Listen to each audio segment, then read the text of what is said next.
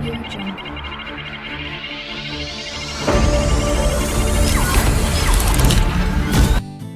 Bismillahirrahmanirrahim. Assalamualaikum warahmatullahi wabarakatuh. Selamat malam. Oke, pada hari ini kita ada pertemuan online di mana kita akan mempresentasikan tugas akhir dari mata kuliah Organisasi Arsitektur dan Komputer. Di sini tugasnya kelompok, jadi saya nggak sendirian. Kita say hello dulu sama teman kita nanti yang bakal bantu presentasinya. Halo di sana. Hai Kak Cukita. Halo, terdengar suaranya? Iya, sangat aman kok kedengaran. Oke, kita perkenalan dikit dulu nih, siapa nih yang bakal temenin aku buat presentasi. Oke, terima kasih sebelumnya buat Kak Cikwita selaku pemateri pertama. Saya izin untuk memperkenalkan diri. Nama saya Siti Ram Hakim, biasa dipanggil Rahma. Saya di sini sebagai pemateri kedua untuk membantu Kak Cikwita untuk mempresentasikan tugas arsitektur komputer ini. Oke, terima kasih. Saya kembalikan kepada Kak Cikwita. Oke, baik. Terima kasih. Jadi hari ini kita nggak sendiri, kita ada Kak Rahma buat temenin kita buat presentasi. Jadi kita dari kelompok 5, kelas D2 Teknik Informatika, akan mempresentasikan arsitektur sistem BAS sebagai subtema. Kita mulai aja. Ya untuk materinya. Jadi yang pertama di sini kita ada pertanyaan nih, apa ya kira-kira arsitektur sistem dalam BAS? Tapi sebelum ke arsitektur sistem dalam BAS-nya, kita kenalin dulu nih komputer sendiri, di mana komputer ini memiliki sistem koneksi yang sangat kompleks. Untuk dapat menghubungkan komponen-komponen yang ada di dalam komputer maupun menghubungkan komputer dengan komputer lain, diperlukan suatu koneksi yang baik agar koneksinya berjalan dengan baik. Salah satu bagian dari sistem komputer yang berfungsi untuk menghubungkan komponen-komponen komputer tersebut adalah BAS dan sistem interkoneksi. Jadi, di mana sebuah BAS itu adalah sebutan untuk jalur di mana data dapat mengalir dalam komputer. Jalur-jalur ini digunakan untuk komunikasi dan dapat dibuat antara dua elemen atau lebih. Data atau program yang tersimpan dalam memori dapat diakses dan dieksekusi oleh CPU melalui perantara sistem BAS. Nah, dalam arsitektur, komputer merujuk pada BAS yang digunakan oleh sistem komputer untuk menghubungkan semua komponennya dalam menjalankan tugasnya. Jadi BAS di sini itu berfungsi banget dalam arsitektur komputer. Arsitektur sistem BAS ini mengacu pada desainnya dan struktur keseluruhan dari sistem transportasi BAS, termasuk komponen-komponen kunci dan cara mereka saling berinteraksi. Arsitektur ini mencakup segala hal dari armada BAS, infrastruktur, sistem manajemen, hingga teknologi pendukung seperti sistem informasi, penumpang, dan keamanan. Jadi arsitektur BAS di sini itu dia yang menampung komponen-komponen teman-teman buat transfer data, pengolahan data, dan lain-lain. Nah, arsitektur dalam BAS ini pasti punya fungsi. Nah, kira-kira fungsinya itu apa? Di sini ada 3, menghubungkan berbagai komponen, mentransfer data, menentukan kinerja sistem. Nah, maksudnya menghubungkan berbagai komponen di sini, BAS di sini menyediakan jalur komunikasi fisik antara CPU, memori, perangkat keras internal seperti hard drive, kartu grafis, dan perangkat eksternal seperti printer, mouse, scanner. Lalu di sini ada yang kedua, mentransfer data, di mana mentransfer data di sini BAS memungkinkan transfer data antara berbagai komponen.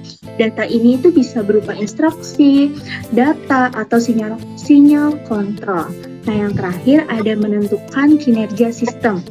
Arsitektur BAS di sini menentukan kecepatan dan bandwidth transfer datanya yang dapat mempengaruhi kinerja keseluruhan sistem. Jadi arsitektur BAS di sini tuh bisa ngecek juga, bisa paham di mana komputer ini dia kalau kecepatannya bagus, berarti transfer datanya juga bagus. Begitu pula kebalikannya. Nah, berikut arsitektur sistem BAS pada komputer ini sebenarnya contohnya aja sih teman-teman, contoh gampangnya. Nah, bus di sini disusun secara hierarki karena setiap bus yang memiliki kecepatan rendah akan dihubungkan dengan bus yang memiliki kecepatan tinggi. Setiap perangkat di dalam sistem juga dihubungkan ke salah satu bus yang ada. Jadi dalam arsitektur sistem bus ini dia busnya atau pipa-pipanya ini harus saling bersangkutan, teman-teman, nggak boleh ada yang saling lepas. Nah, di sini bus dianggap sebagai sebuah pipa, di mana pipa atau saluran tersebut digunakan untuk mengirimkan dan menerima informasi antar alat yang dihubungkannya. Pada sistem komputer, bus ini termasuk perangkat internal. Kecepatan pengiriman informasi melalui bus ini dilakukan dengan kecepatan tinggi. Nah, ini kurang lebih gambar-gambarnya. Jadi ada CPU, memori, I atau O. Di sini ada pipa-pipanya. Di sini kita jelasin di slide selanjutnya. Oke, yang pertama ada dari arsitektur sistem basis ini ada CPU, di mana CPU di sini merujuk perangkat komputer yang memahami dan melaksanakan perintah dan data dari perangkat lunak. Istilah lain dari pemroses atau prosesor sering digunakan untuk menyebut CPU ini. Adapun mikroprosesornya adalah CPU yang diproduksi dalam sirkuit terpadu, seringkali dalam sebuah sirkuit terpadu tunggal. Nah, di dalam CPU ini dia ada tiga komponen, di mana yang pertama ada data bus, address bus, dan control bus. Di mana data bus ini sebagai sarang pengangkut data antara CPU dan komponen pendukung lainnya. Jumlah data bus ini menyatakan lebar jejak data pada CPU atau jumlah data bit instruksi yang ampuh diambil persatuan waktu. Nah, data bus ini digunakan biasanya sebagai taksonomi dari mikroprosesor yang bersangkutan. Jadi di CPU ini kita punya tiga komponen nih. Yang pertama data busnya dulu, karena kalau kita mau transfer data, kita harus punya datanya dulu dalam busnya, dalam sistem pengantarannya. Lalu yang kedua ada address bus, di mana di sini alamat, di mana alamat pasti punya tujuan. Nah, alamat di sini kenapa penting? Di sini alamat sebagai sarana pembawa alamat dari mikroprosesor ke komponen pendukung lainnya. Setiap komponen di dalam sistem komputer ini harus mempunyai alamat yang unik, jadi dia nggak boleh sama. Alamatnya itu pasti kalau misalnya kalian buka suatu web, buka suatu link atau URL, itu pasti beda-beda setiap alamatnya. Pasti kalau nggak beda satu kata, satu huruf bahkan, atau ada slash atau tanda-tanda lainnya. Nah, jumlah dari address bus menyatakan jumlah komponen pendukung yang mampu dialamati oleh mikroprosesor yang bersangkutan. Nah, itu komponen yang kedua. Dan yang ketiga ada control bus, di mana control bus di sini menjadi komponen terakhir yang digunakan untuk mengontrol akses ke saluran memori dan penggunaan data dan saluran memori. Jadi yang pertama ada data bus, address bus, dan control bus. Oke. Nah, yang kedua ada komponen CPU, yaitu ada unit control, register, ALU, dan CPU interconnection. Di sini aku bakal jelasin dikit aja, di mana unit control di sini yang mampu mengatur jalannya program. Komponen ini udah pasti ada di CPU, dalam semua CPU. Kalau nggak ada, pasti nggak jalan CPU-nya. Nah, yang kedua ada register, di mana register ini merupakan alat penyimpanan kecil yang mempunyai kecepatan akses cukup tinggi, yang digunakan untuk menyimpan data dan atau instruksi yang sedang diproses. Untuk contohnya sih ada memory address, ada ada memory buffer register, jadi dia itu tempat penyimpanan sementara, teman-teman. Lalu yang ketiga ada ALU. ALU di sini atau unit yang bertugas untuk melakukan operasi aritmatika dan operasi logika berdasar instruksi yang ditentukan. ALU di sini sering disebut mesin bahasa karena bagian ini ALU terdapat dari dua bagian, yaitu unit aritmatika dan unit logika boolean, yang masing-masing memiliki spesifikasi tugas tersendiri. Dan yang terakhir ada CPU interconnection, di mana dia adalah sistem koneksi dan bus yang menghubungkan komponen internal CPU, yaitu ALU, unit control, dan register, dan juga dengan bus-bus eksternal CPU lainnya. Jadi dia dia koneksinya nih buat dari unit control, register, lalu ada dari outputnya. Jadi di sini CPU interconnection ini paling penting. Nah, lalu cara kerja CPU di sini, CPU mengambil instruksi dari memori, melakukan tugas yang diperlukan dan mengirim output kembali ke memori. Jadi saat data atau instruksi dimasukkan ke processing device, pertama sekali diletakkan di MMA atau melalui input storage. Apabila berbentuk instruksi, ditampung oleh control unit di program storage. Namun apabila berbentuk data itu akan ditampung di working storage. Jadi jika register sudah siap nih, udah dipindahin, register udah siap untuk menerima pengerjaan eksekusi, maka control unit akan ditampung ke instruction register. Jadi sedangkan alamat memori itu akan berisikan instruksi tersebut ditampung di program counter. Oke, jadi kurang lebih untuk CPU itu awalnya kayak gitu tuh teman-teman, dari unit control, register, ALU. Nah, apabila hasil pengolahan telah selesai, maka control unit akan mengambil hasil pengolahan itu di akumulator untuk ditampung kembali ke working storage. Jika pengerjaan keseluruhan telah selesai, maka control unit akan menjemput hasil pengolahan dari working storage untuk ditampung ke output storage. Oke, jadi kurang lebih dari CPU sendiri ada pengertiannya, komponennya, dan cara kerjanya. Kita next ke slide selanjutnya, di mana di sini kita memasuki memori dan I atau O, yaitu input atau output. Nah, memori di sini atau lebih tepat disebut memori fisik merupakan istilah generik yang merujuk pada media penyimpanan data sementara komputer. Nah, memori di sini setiap program dan data yang sedang diproses oleh prosesor dari di CPU itu akan disimpan di dalam memori fisik. Data yang disimpan dalam memori fisik ini bersifatnya sementara karena data yang disimpan di dalamnya akan tersimpan selama komputer tersebut dialiri dengan daya atau menyala gitu kan, istilah gampangnya. Jadi ketika komputer itu di-reset atau dimatikan, data yang disimpan dalam memori fisik akan hilang.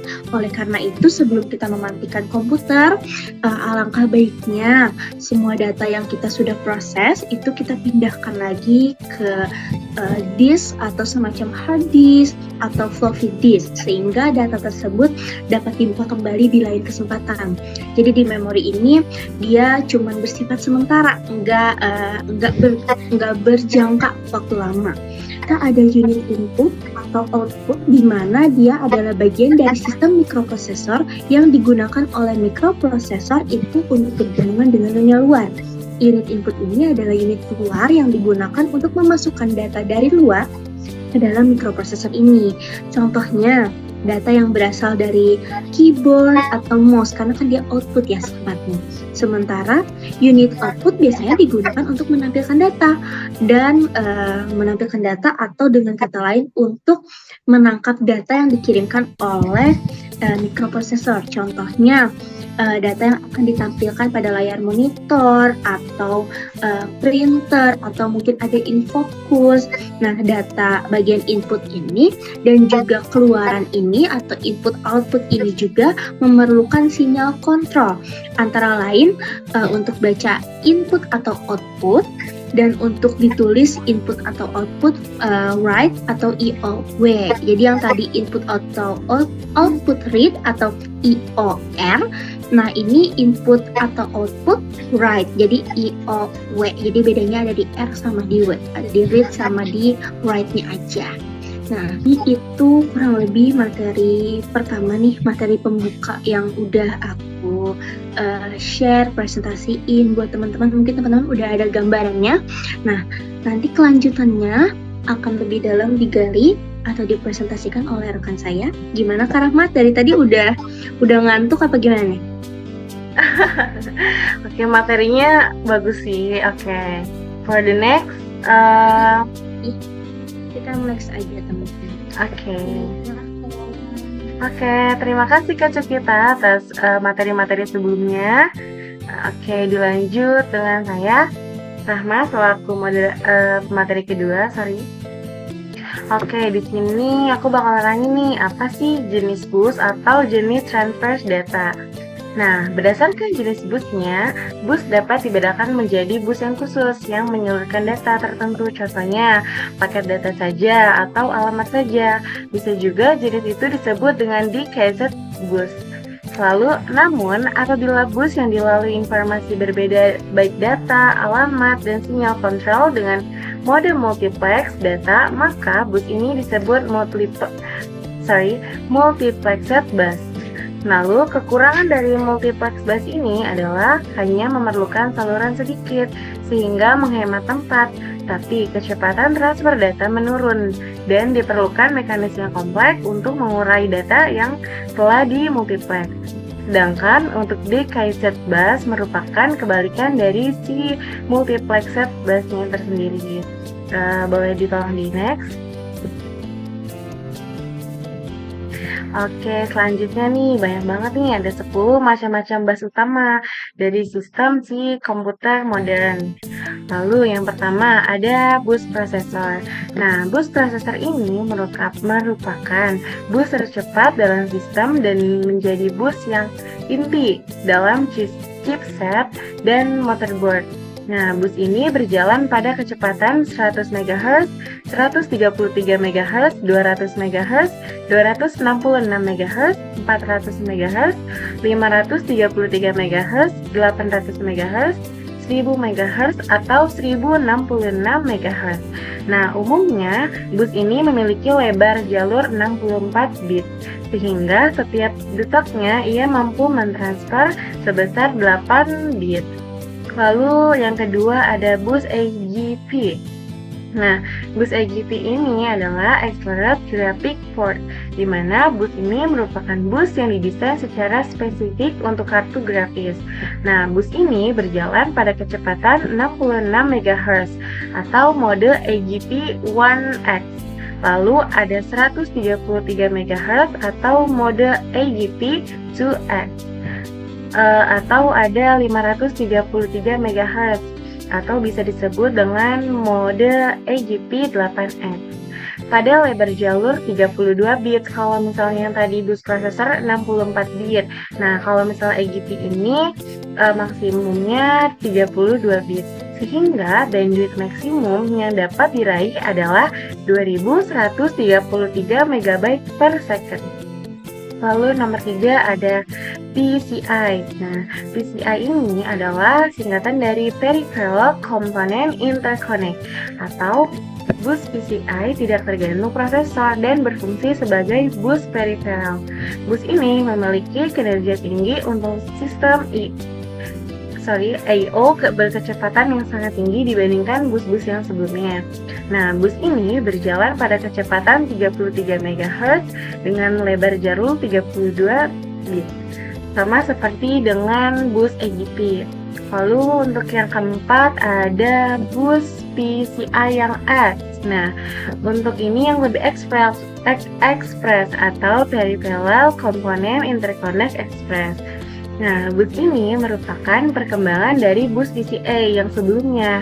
Nah, bus ini mentransfer data pada 250 MB per detik per jalurnya ya, atau totalnya bisa 80 GB per second lebih gitu. Dari 30 jalur yang diperkenalkan pada tahun 2004. Lalu, pada tahun 2005, pada saat PCI Express mulai marak digunakan, bus AGP mulai ditinggalkan.